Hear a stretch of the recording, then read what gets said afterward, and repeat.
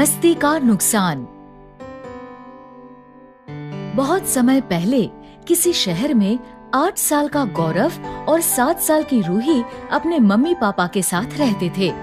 वो दोनों दिन भर मस्ती किया करते थे, लेकिन मस्ती करते समय वो ये नहीं देखते थे कि उनकी मस्ती से कहीं किसी को नुकसान तो नहीं हो रहा।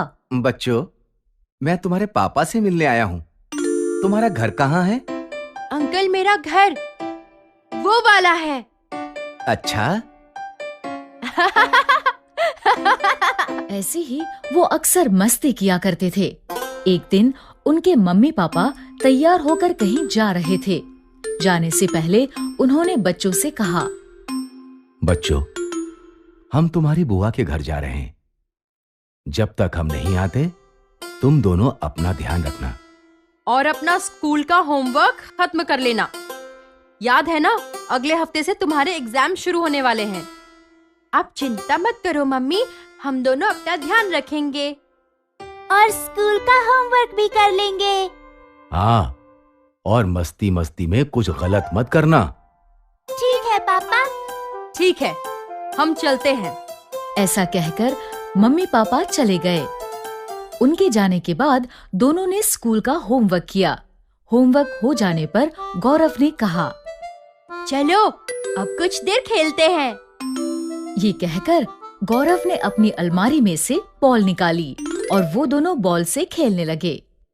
अचानक गौरव ने बॉल जोर से फेंकी। रूही बॉल नहीं पकड़ सकी और बॉल खिड़की से बाहर चली गई। रूही, तुमने बॉल क्यों नहीं पकड़ी? भैया, मैंने कोशिश की थी, लेकिन आपने बॉल बहुत तेज फेंकी थी। ठीक है, लेकिन अब हम कैसे खेलेंगे? वो दोनों सोच में पड़ गए।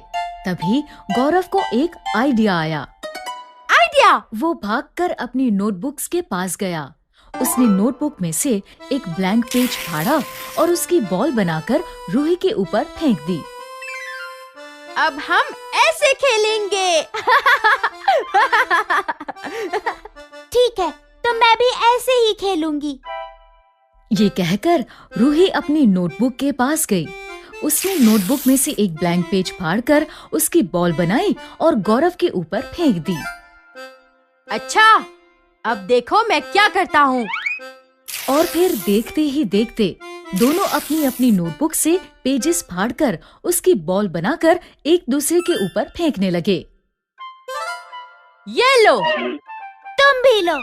फिर गौरव ने अपनी नोटबुक में से 4 पेजेस फाड़े और उसकी एक बड़ी सी बॉल बनाकर रूही के ऊपर फेंकी।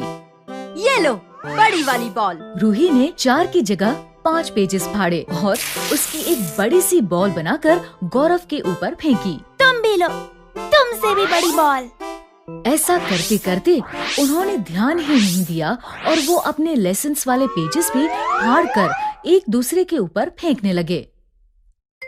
अब मेरी बारी। अब मेरी बारी। ऐसे ही करते करते उन्होंने अपनी सारी नोटबुक फाड़ दी। जब नोटबुक में पेजेस नहीं बचे तो गौरव का ध्यान कमरे पर गया। कमरे में फैले कागज की बॉल्स देखकर उसने कहा, रूही, अगर मम्मी ने ये सब देखा तो वो बहुत गुस्सा होंगी। हाँ भैया, आप ठीक कह रहे हो। चलो जल्दी से इसे साफ कर देते हैं। उन दोनों ने जल्दी से सारे कागज उठाकर डस्टबिन में डाल दिए और फिर कुछ दिनों बाद वो मस्ती में की गई इस गलती को भूल गए।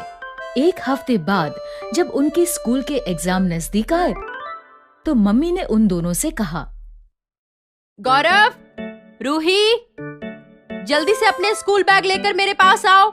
आज मैं तुम्हें पढ़ाऊंगी। कल से तुम्हारे एग्जाम शुरू होने वाले हैं, इसलिए आज से मैं रोज तुम्हें पढ़ाऊंगी। गौरव, पहले तुम अपनी नोटबुक मुझे दो। गौरव ने अपनी नोटबुक निकालकर मम्मी को दे दी। मम्मी ने बड़े प्यार से नोटबुक खोली, लेकिन नोटबुक खुलते ही उन्होंने देखा कि उसमें एक भी पेज नहीं था। उन्होंने गुस्से में गौरव से कहा, गौरव, सारे पेजेस कहाँ गए? इसमें तो एक भी पेज नहीं है। मुझे नहीं पता मम्मी। रूही, तुम अपनी नोटबुक दिखाओ। रूही ने अपनी नोटबुक मम्मी को दी। मम्मी ने उसे खोला तो वो भी पूरी तरह से खाली थी। तुम्हारी नोटबुक में भी कुछ नहीं है? मुझे सच सच बताओ, तुम दोनों की नोटबुक्स को क्या हुआ? गौरव और रूही को कुछ समझ नहीं आ रहा था कि उनकी नोटबुक के पेजेस कहाँ गए। तभी गौरव को उस दिन कागज की बॉल से खेलने वाली बात याद आई। उसने डरते डरते मम्मी से कहा, मम्मी, उस दिन जब हम बॉल से खेल रहे थे तब हमारी बॉल खिड़की से बाहर चली गई थी, इसलिए हम अपनी नोटबुक में से पेजेस फाड़कर उसकी बॉल बनाकर खेलने लगे। शायद उसी में सारे पेजेस फट गए। क्या? तुमने सारे लेसन्स फाड़ दिए? मम्मी के गुस्से को देखकर रूही और गौरव रोने लगे। मम्मी, हम तो बस मस्ती कर रहे थे। हमने ध्यान ही नहीं दिया कि मस्ती मस्ती में हमारे सारे लेसन्स भी फट गए। उन दोनों को रोता देख मम्मी को बहुत बुरा लगा। उन्होंने बच्चों को प्यार से समझाते हुए कहा, बच्चों, मस्ती करना अच्छी बात है, लेकिन मस्ती करते समय हमें ये ध्यान रखना चाहिए कि कहीं मस्ती मस्ती में हम कुछ ऐसा ना कर दें जिससे हमें बहुत बड़ा नुकसान हो जाए। तुम दोनों ये बात हमेशा याद रखना। मम्मी के प्यार से समझाने पर रूही और गौरव मस्ती का असली मतलब समझ गए। We are very sorry mummy, हम आगे से आपकी ये बात हमेशा याद रखेंगे। लेकिन अभी हम पढ़ाई कैसे करेंगे? हाँ, हमारी नोटबुक में तो एक लेसन भी नहीं बचा। उसकी चिंता मत करो, मैं तुम्हें किताब में से पढ़ा दूंगी। Okay mummy. इस तरह गौरव और रूही को मस्ती का असली मतलब समझ आ गया और फिर उन्होंने बिना सोचे समझे कभी मस्ती नहीं की। दुगने खिलौने। बहुत समय पहले किसी शहर में 6 साल की मिष्टी और 7 साल का मयंक अपने मम्मी पापा के साथ रहते थे।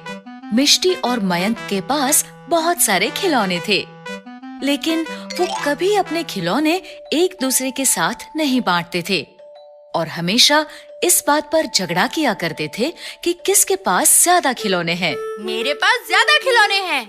नहीं, मेरे पास तुमसे भी ज्यादा खिलौने हैं और मेरे खिलौने तुम्हारे खिलौनों से अच्छे हैं।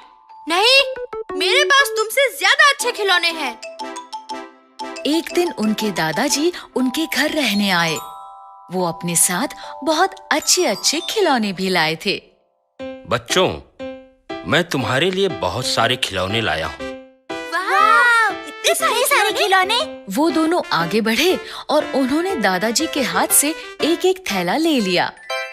ये वाले खिलौने मेरे और ये वाले खिलौने मेरे। मैं ये सभी खिलौने तुम दोनों के लिए ही लाया हूँ, तो इन्हें बांटने की क्या जरूरत है?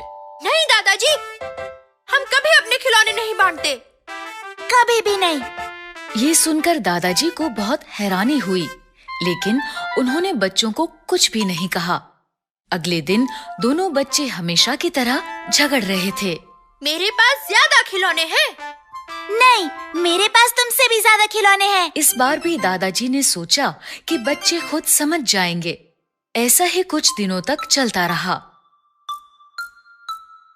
फिर एक दिन दादाजी ने सोचा, ये बच्चे ऐसे नहीं समझेंगे, मुझे ही इन दोनों को एकता का मतलब समझाना होगा। ये सोचकर वो बच्चों के कमरे में गए।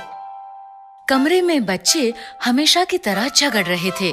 दादाजी को देखकर वो दादाजी से पूछने लगे, दादाजी, अब आप ही बताइए किसके खिलौने ज्यादा हैं? हाँ दादाजी, आप ही बताइए किसके पास ज्यादा खिलौने हैं। मेरे हिसाब से तो तुम दोनों के पास ही बहुत कम खिलौने हैं। क्या? लेकिन तुम दोनों चिंता मत करो, मैं तुम दोनों के खिलौने दुगने कर सकता हूँ। वो कैसे? जादू से। जादू से? हाँ, जादू से। अब जल्दी से अपनी आंखें बंद करो, मैं अभी तुम दोनों के खिलौने दुगने कर देता हूँ। दादाजी के ऐसा कहने पर दोनों बच्चों ने आंखें बंद कर ली। दादाजी आगे बढ़े और उन्होंने दोनों बच्चों के खिलौने आपस में मिला दिए। फिर वो वापस बच्चों के पास आकर खड़े हो गए। अब तुम आंखें खोल सकते हो। बच्चों ने आंखें खोली तो सारे खिलौने मिले हुए थे। ये देखकर दोनों बहुत गुस्सा हो गए। दादाजी, ये आपने क्या किया? आपने हम दोनों के खिलौने मिला क्यों दिए? इस पर दादाजी ने उन्हें समझाते हुए कहा, मिला नहीं दिए, मैंने तुम दोनों के खिलौने दुगने कर दिए। बच्चों, एकता में बहुत शक्ति होती है। अगर हम मिलजुल कर रहें तो इन खिलौनों की तरह हमारी ताकत भी दुगनी रहती है। इसलिए हमें झगड़ना नहीं चाहिए और हमेशा मिलजुल कर रहना चाहिए। आखिरकार दादाजी के समझाने पर बच्चे मिलजुल कर रहने का महत्व समझ गए और फिर उन्होंने कभी खिलौनों को लेकर झगड़ा नहीं किया। अगर आपको हमारी वीडियोस पसंद आ रहे हैं तो इन्हें लाइक करें, कमेंट करें और सब्सक्राइब करें।